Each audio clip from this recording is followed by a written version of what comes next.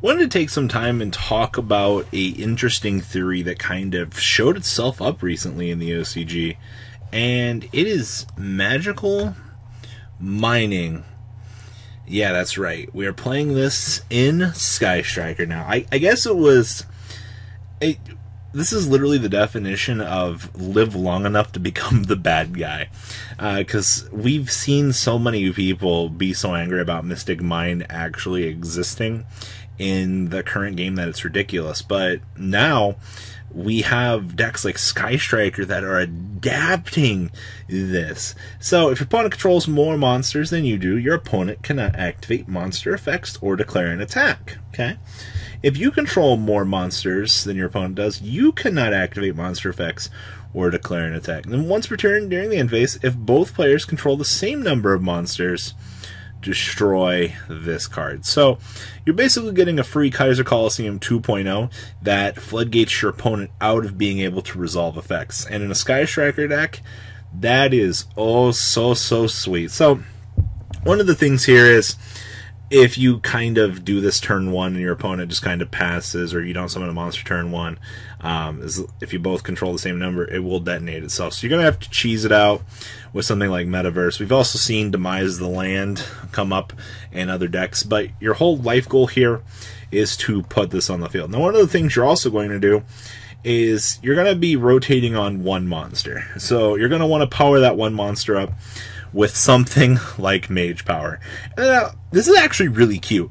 I never would have actually thought about doing something this dumb, but in a world where you're like, okay, cool, so if I put my Kagari on the field, which is limited to 1, I'm able to buff it up, and I'm just going to have a super beater all game, because, you know, with multi-roll and everything else, like, we're going to be on a solid chunk of spells for the whole game. So, I mean, best case, we got 5 and a field spell up, and we got a 3k boost on our bad boy. So I think it's kind of ridiculous that the OCG went to this extremity to abuse this, and man oh man is it crazy. Now, some other interesting things here.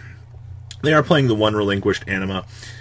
Yeah, your token is level 1, and yeah, remember, you can't eat off the token, so you can't do that.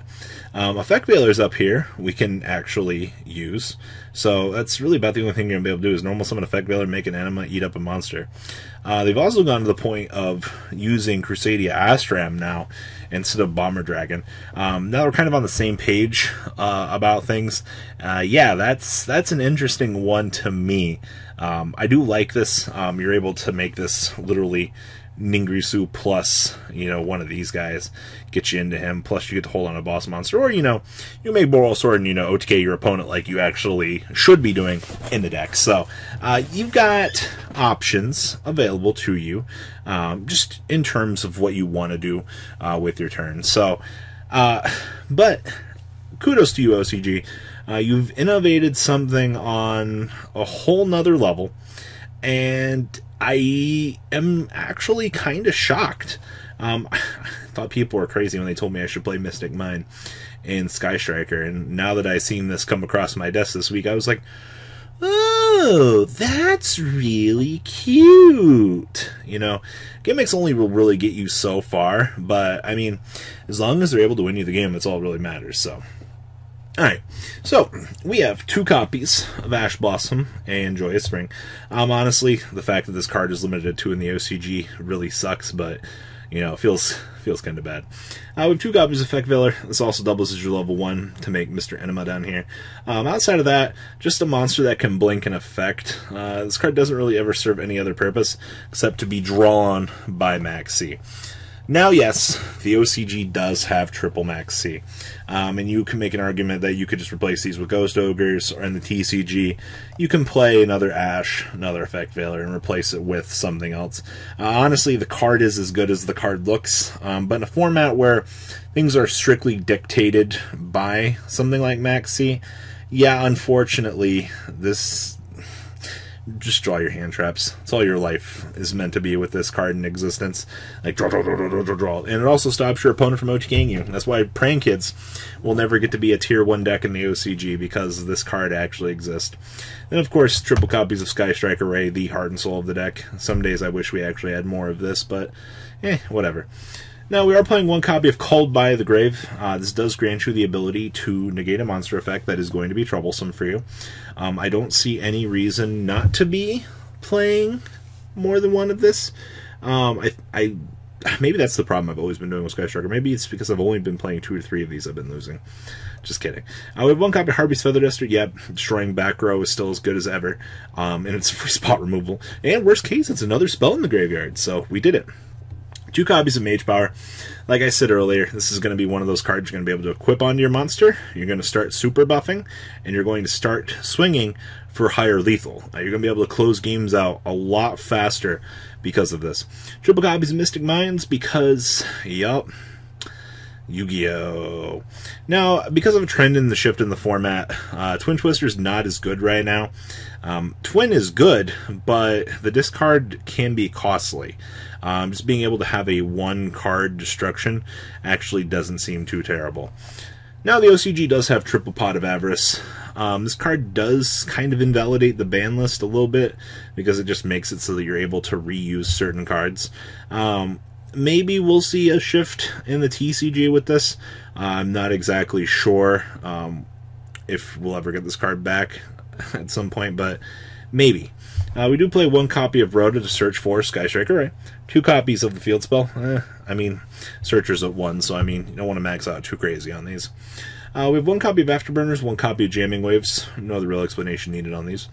We have 1 copy of Hornet Drones, 1 copy of Shark Cannon. I've seen 2 Shark Cannon. I've seen 1 Shark Cannon. It just kind of depends on where you're feeling with your card choices, because both I feel are acceptable, depending on whichever quantity that you want to try. And then we have 2 copies of Widowmaker because, you know, only limiting this card to 2 was a little slap on the wrist. Now we still have triple copies of Multi-Roll. One of the best cards that this deck has to offer, getting the ability to reset your stuff.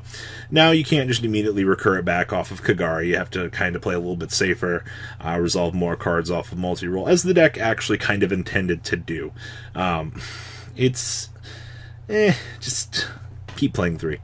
2 copies of Engage, being able to resolve one of the best cards in your deck more than twice a turn was a little bit ridiculous. So, I mean, they did check it a little bit with the list, so I'm fine with this. We have 1 copy of Terraforming to search for Area 0. Or if we need to get cheeky, we can search for Mystic Mine. I love multi-purposing cards. Or we also have triple copies of Metaverse. We can actually activate Area 0 off of this if we absolutely need to. I don't think it's... I guess in a scenario where like you need to get to the field spell and then MST your own field spell to get out Ray to be able to make it kinda to survive. I guess that's a thing, but like that seems terrible. Mystic Mind just does that all for you. Down here in the extra deck we have triple copies of Shizuku.